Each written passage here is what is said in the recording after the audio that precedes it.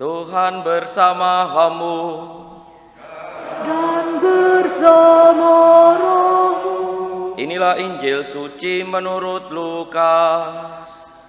Dimuliakanlah Tuhan. Pada waktu itu dua murid Yesus pulang ke kampung bernama Emmaus yang terletak sekitar 2 jam perjalanan dari Yerusalem. Mereka bercakap-cakap tentang segala sesuatu yang telah terjadi.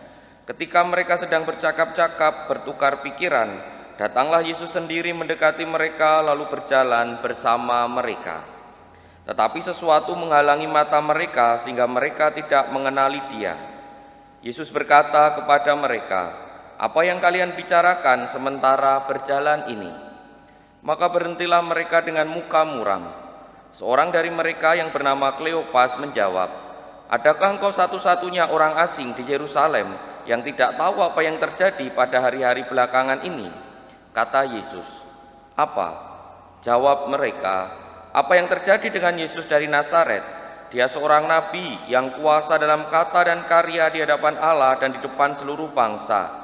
Tetapi para imam kepala dan pemimpin telah menyerahkan Dia untuk dihukum mati dan mereka telah menyalibkan Dia. Padahal dulu kami mengharapkan Dialah yang datang membebaskan bangsa Israel. Tetapi sementara itu telah lewat 3 hari sejak semua itu terjadi, dan beberapa perempuan dari kalangan kami telah mengejutkan kami. Pagi-pagi buta mereka ke makam dan tidak menemukan jenazahnya. Lalu mereka datang bawa berita bahwa mereka telah melihat malaikat-malaikat yang mengatakan bahwa Yesus hidup. Beberapa teman kami juga lalu ke makam dan mendapati memang benar yang dikatakan perempuan-perempuan itu, tetapi Yesus sendiri tidak mereka lihat." Maka kata Yesus kepada mereka, "Hai kalian orang bodoh, betapa lambannya hatimu sehingga tidak percaya akan segala sesuatu yang telah dikatakan para nabi. Bukankah Mesias harus menderita semuanya itu untuk masuk ke dalam kemuliaannya?" Lalu ia menjelaskan kepada mereka apa yang tertulis tentang Dia dalam seluruh kitab suci, mulai dari kitab-kitab Musa dan segala kitab para nabi. Sementara itu mereka mendekati kampung yang dituju.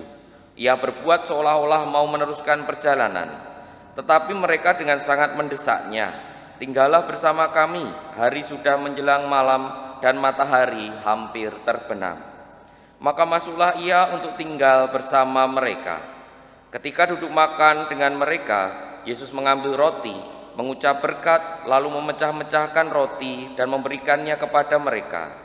Saat itu terbukalah mata mereka dan mereka pun mengenali Dia. Tetapi Yesus lenyap dari tengah-tengah mereka. Kata mereka satu sama lain, "Bukankah hati kita berkobar-kobar ketika Ia berbicara dengan kita di tengah jalan dan ketika Ia menerangkan kitab suci kepada kita?" Maka bangunlah mereka dan langsung kembali ke Yerusalem. Di situ mereka mendapati ke-11 murid. Mereka sedang berkumpul bersama teman-temannya.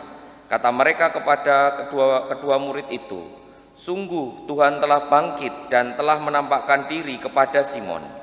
Lalu kedua murid itu pun menceritakan apa yang terjadi di tengah jalan dan bagaimana mereka mengenali Yesus saat Ia memecah-mecahkan roti. Demikianlah sabda Tuhan. Terpujilah Kristus. Para romo, bruder, suster, bapak, ibu, dan saudara-saudari yang terkasih dalam Tuhan, kisah 2 orang murid yang pergi ke Emmaus yang kita dengarkan pada pagi hari ini tentu bisa direnungkan dengan banyak cara dan juga mempunyai banyak makna. Dan dalam kisah tadi saya lebih melihat dalam permenungan secara pribadi bagaimana para murid, 2 orang murid itu mengenali Yesus saat Yesus memecah-mecahkan roti. Padahal mungkin mereka sudah jalan bersama-sama itu cukup lama, tetapi mengenali Yesus saat Yesus mulai memecahkan roti. Dan sebelum mulai memecahkan roti, Yesus pura-pura mau lanjut, tetapi para murid mengajak Yesus untuk tinggal bersama mereka, untuk melanjutkan mungkin diskusinya dan lain sebagainya. Tetapi para murid mempunyai keinginan untuk akhirnya bersama-sama dengan Yesus yang waktu itu belum mereka kenali, karena nanti mengenalinya kan saat memecahkan roti. Dari perjalanan itu, dari tidak kenal lalu tinggal bersama, kemudian mengenali, dan akhirnya setelah kenal tidak lanjut ke Emmaus tetapi balik ke Yerusalem. Ini bisa kita renungkan sebagai gerak yang mungkin menjadi pegangan kita juga sebagai para saksi Kristus. Kemarin Senin saya mengajak untuk merenungkan sejauh mana kita menjadi saksi kebangkitan, kita gerak atau tidak. Kemarin saya mengajak untuk merenungkan pengalaman bersama Tuhan apa yang bisa kita bagikan sebagai saksi. Dan hari ini kita melihat ada unsur yang penting dalam hidup kita sebagai seorang saksi Kristus, yaitu bagaimana kita mempunyai pengalaman saat-saat kita bisa mengenali Kristus, atau secara lebih mudah saat-saat kita mengenali kasih Tuhan sendiri.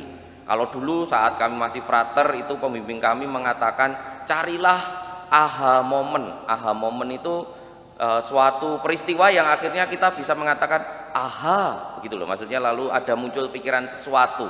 Ya sama dalam relasi kita dengan Tuhan, kita mempunyai pengalaman-pengalaman secara pribadi di mana kita mempunyai peristiwa atau momen atau apa itu yang membuat kita merasakan ini loh yang saya rasakan kasih Tuhan.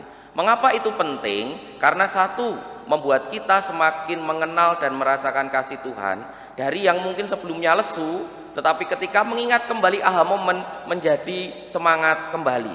Persis seperti kedua murid tadi, ketika tidak kenal walaupun hatinya berkobar-kobar, ketika belum melihat Yesus yang memecahkan roti, nah aha momennya itu saat memecahkan roti.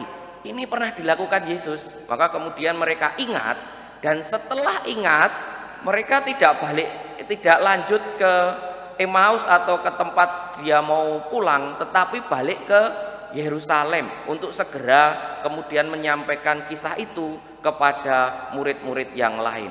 Ini mau mengatakan apa? Pengenalan kita akan Kristus atau peristiwa-peristiwa yang mengesan dalam hidup kita bersama dengan Tuhan itu dalam satu sisi memberi semangat kita untuk terus beriman, tetapi juga mendorong kita untuk menyampaikannya juga kepada orang-orang yang ada di sekitar kita. Dan kuncinya ada di mana? Tinggallah bersama kami. Maka aha momen kadangkala ditemukan ketika kita mau meluangkan waktu untuk tinggal bersama Kristus.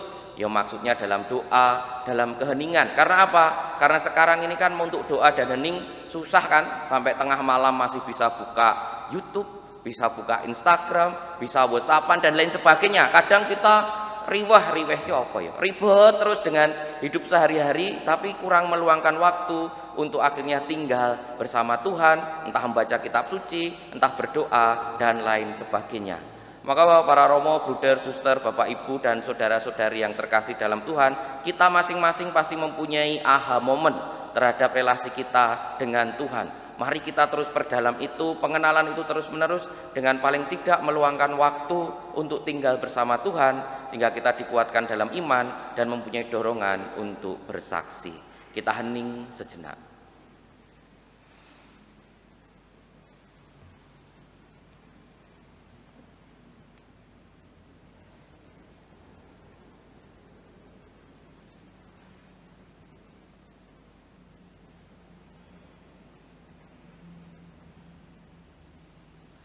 Kemuliaan kepada Bapa dan Putra dan Roh Kudus seperti pada permulaan, sekarang, selalu, dan sepanjang segala abad. Amin.